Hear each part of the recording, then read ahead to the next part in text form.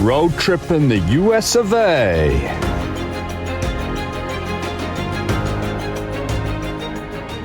We'd made it to Arizona, which is famous not only for being stinking hot, but it's also got some really cool canyons. So we rented kayaks and checked some out that you could only access via the water. Got a little bit too close to a few rattlesnakes considering I wasn't wearing shoes. And then we just went and explored the scenery around Page. Not a bad neck of the woods at all. Moo continued her trend of making crazy looking sandwiches. And then we detoured out to Monument Valley to try and see where Forrest Gump stopped running. We camped in the desert and woke to an unreal sunrise over American Uluru. And then somehow accidentally stumbled into some fancy hotel's buffet breakfast. Finally we found where they filmed the Forrest Gump scene. Moo was frothing. I'm pretty tired. Think I'll go home now. After that cinematic masterpiece of a recreation, we hit the road to the Grand Canyon.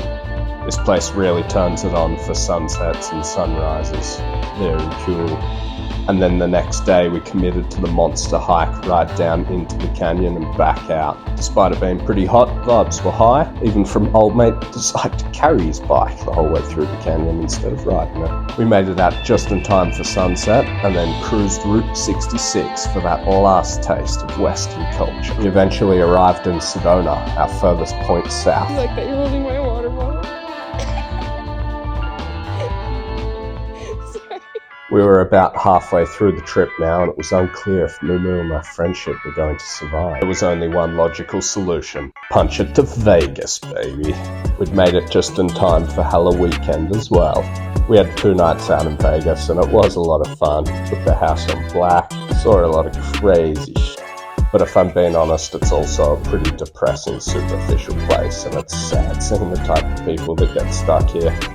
Anyway, we followed Mario to a party because he knows where it's at and got into one of the bigger clubs somehow for free. And then we spent the early hours of the morning watching the Las Vegas Sphere from a rooftop nearby. The next day we were awoken by rednecks revving their engines because there was a car convention going on in the car park we slept in. Caesar's Palace pool was closed, I couldn't open carry my firearm, and to top it all off I couldn't remember which red car was mine.